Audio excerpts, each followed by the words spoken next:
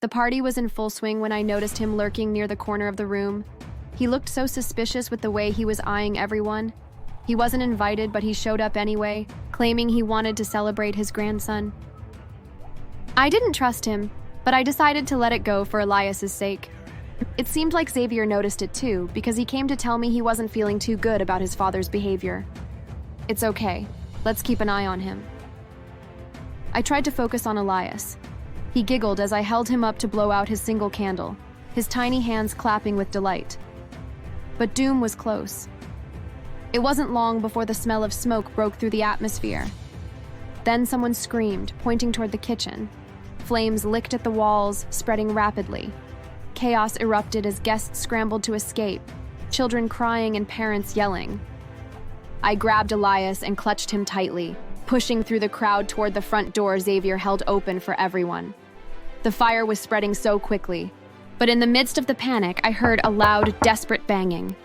Help me! Someone help! It was coming from the bathroom. The door was jammed. The first time I saw Xavier, I couldn't have guessed he'd change my life forever. I was running late for a lecture at the community center when I tripped over my own feet, spilling my notebook and pens across the pavement. As I scrambled to pick them up, I noticed someone crouching beside me. He had the kind of warm smile that could make anyone pause. His hair was neatly trimmed, his suit perfectly tailored, but there was something about him that put me at ease. Are you okay? That was quite the tumble. When he laughed, I wanted to be annoyed, but his laughter was so calm that I even smiled. I'm fine, thank you. Just in a rush.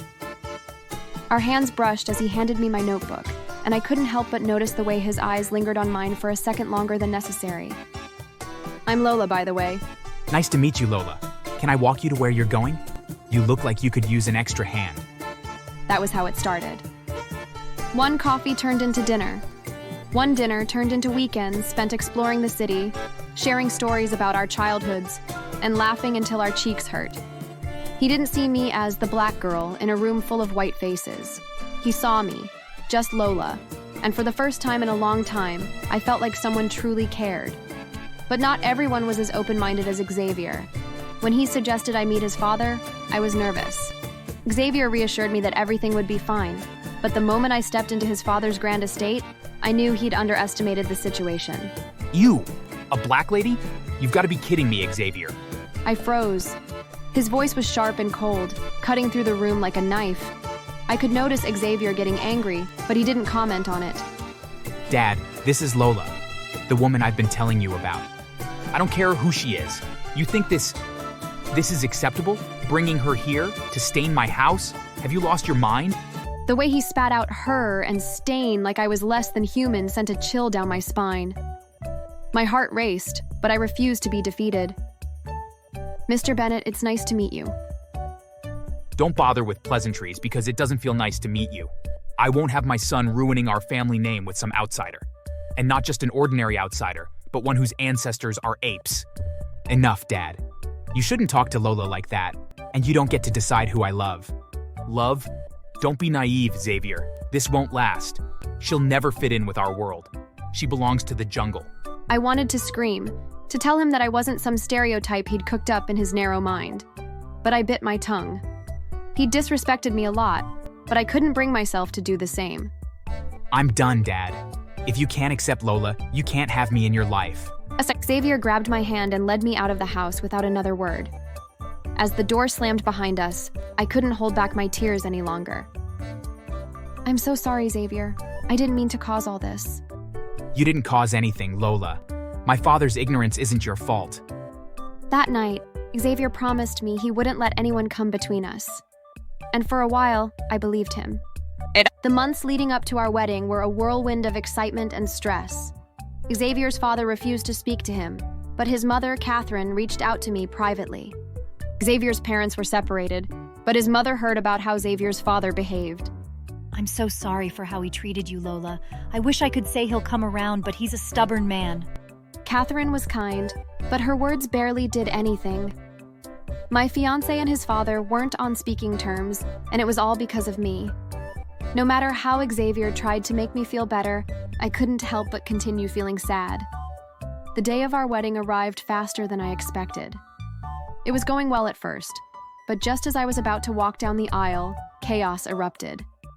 One of the ushers burst into the bridal suite, screaming and looking so scared.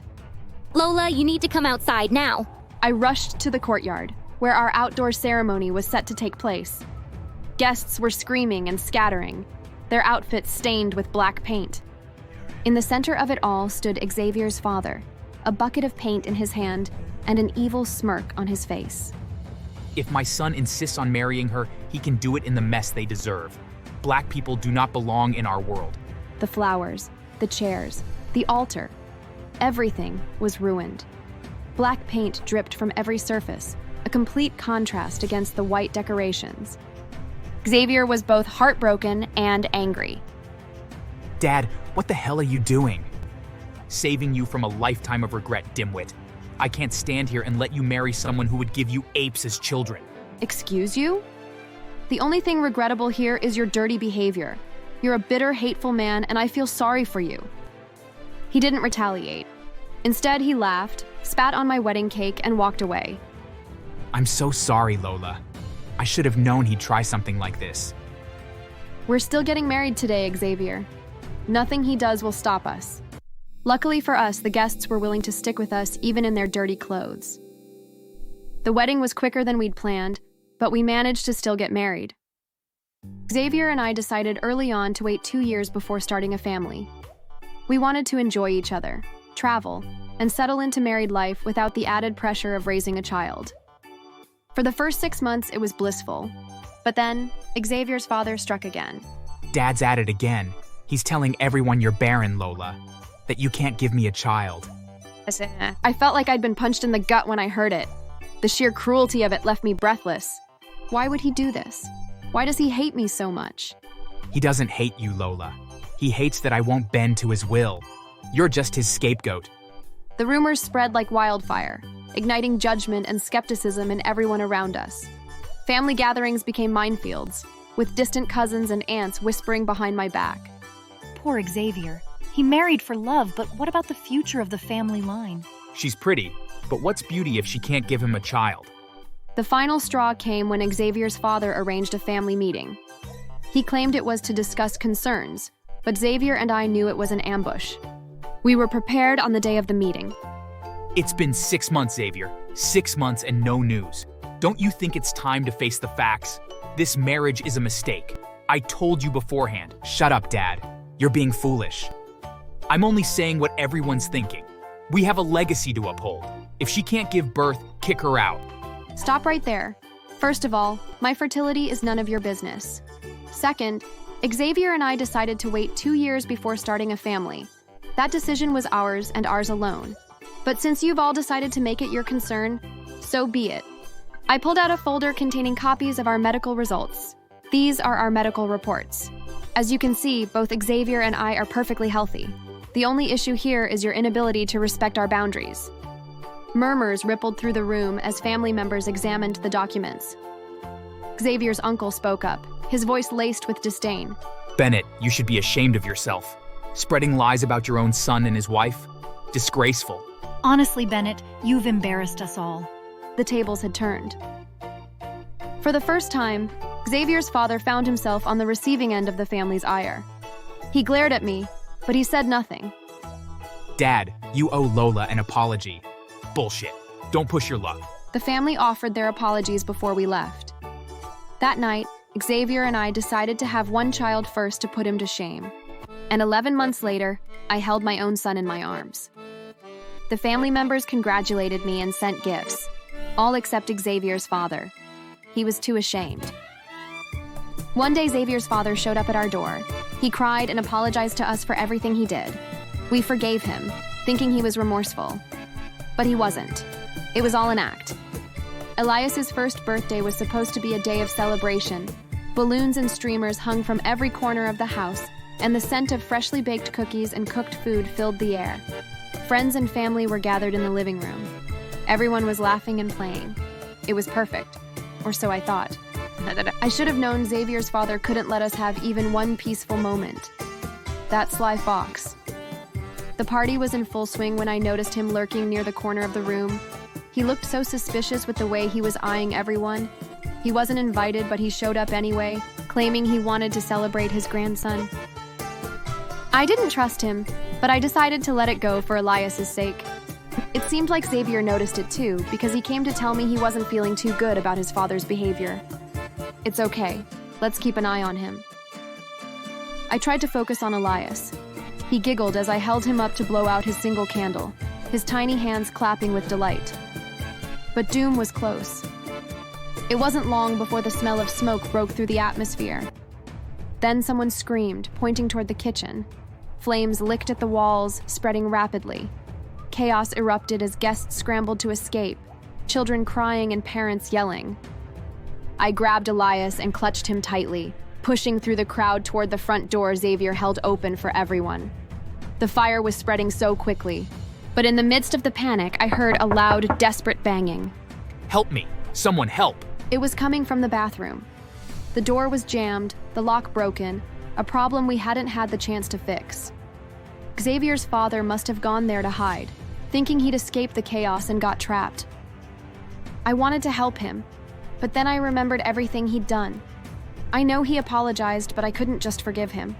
Besides, I wanted to save my son and I before worrying about some racist, lying old man. His screams grew more frantic as the fire closed in. I turned away, running until I was out the door and breathing in fresh air.